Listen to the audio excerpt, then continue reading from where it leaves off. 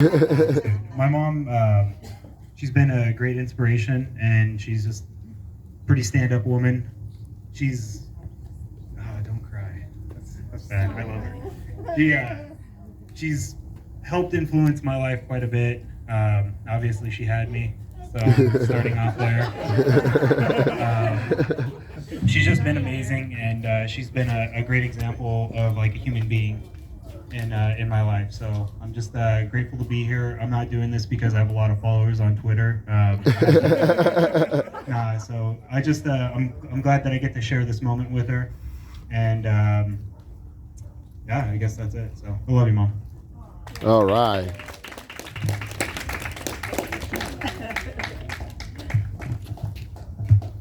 Anyone else? Alrighty. I'm the middle child. When I was growing up, Justin knows there was a lot of meetings and stuff, and we didn't really understand that when we were kids. And we were like, "Hey, where's mom? Where's mom?" And we didn't realize how important she was to a lot of people. Because when you're a kid, you just want all that attention, right? So a few weeks ago, I got inducted to the Challenger Little League Hall of Fame, and I hope one of the reasons I was able to do that, my dad's not here, was because of him and her. Because later in life, I understood what that was about. Like when you're able to do something for others, you should do that, because not everybody's able to do that in their life. And that's what you showed me growing up, is with my kids, my wife, and what I do is volunteering. Is when you can do it, because you can. It only takes one person to touch, and Mom, you touched me, and I appreciate that. Okay, love you. Oh, here you go. Sit here. Thank you for the four-way flasher advice too. The one who started it all. Trailblazer. Firstborn. I am definitely not a public speaker, and I guess what I appreciate most about my mom is she always kept it interesting. There was always something going on, and I think the personalities of her kids all reflect exactly my mom and Stan and Mark, and later on Eric, and she used to drag us to. She kept us busy, and she would drag us to. I would have baseball practice, I would have soccer practice, and I would have football practice. And then she thought I was going to play the piano for a minute, and that, I think we ran out of time. But I always appreciate you keeping us busy, and it shows that you cared a lot about us, and you were trying to make us, learn things the right way, and we pass that on to our kids, We definitely stay interested in our kids' lives, and we're always checking on them and making sure, Angel's gonna be That's a lot. mess, huh? Yay. I'm a freaking move. Angel, I need napkins or Kleenex or. but you made it. You made it. You said it. Yay. That's pretty good. You run pretty fast, pretty hard, all the time. So, hey, Angel, can you take this from me? She doesn't like to talk. It's all right. I don't like talking either. Yes, you are.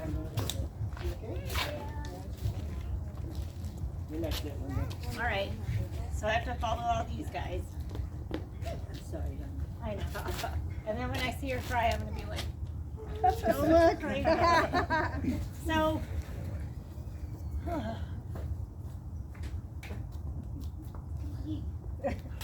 okay. So, I'm a mess. So when I was a kid, one thing I remember mostly is that we always felt special. Like if it was our birthday, if it was Christmas, whatever the occasion, like, and we didn't have a lot of money when we were kids, but we always felt like we did. Like Christmas was like the best. We had like presents everywhere. We had, you know, and I know that my parents worked their butts off to do that for us because they didn't have a lot of money. And I remember my mom going to nursing school at night and working during the day and vice versa. And Stan like kept the house together and like together they like made it through and they showed us like the strongest work ethic, you know. And today I'm proud to say that like I have a similar work ethic as my mom. And you know, just they were present, and that is huge, you know, just being present and just making you feel special. So I think my mom like lives life like nobody else. Like we went to Jamaica like 2 years ago, and we were like climbing up this Dunn's Fall, and we got to the bottom, and there was this like rope in the middle of like a pond that you jump into, and my mom's like, I want that rope, and we're just like, what the hell, like, and the guy's like, do you guys want to jump for the rope? And we're like, no, like, but she got up there and she didn't care how cold that water was, she didn't care how far it was, she wanted that rope. And that's how my mom lives her life. Like she has, like, she lives, like, so I want to say, like, she showed me that, you know, just like, if you want to do it, you know. So I love my mom, and I'm glad I could be here, and it's so good to see all my family members that I don't get to see that often. So happy birthday, Mom. Thank you. I have bonus kids here. I have 2 boys that I inherited in 28 years ago, and a beautiful stepdaughter that I inherited back in the 70s. And they've all brought me joy. They're all wonderful, and they're all supportive. And all of you people, all of you, whether you're my blood or whether you're not my blood, my parents disowned me because they had to, because I was a shit show. I was dragging them through the mud that sometimes kids do when I was younger, and I had 2 kids. I had Harvey and Angel. And I met a group of people that just changed my life, and they were so wonderful to me. Yay. Yeah. Yeah. So I love you all. You guys all play a part in my life. Everybody plays a part in my life. It takes a village. Yeah. We're a village. It takes a village to do anything.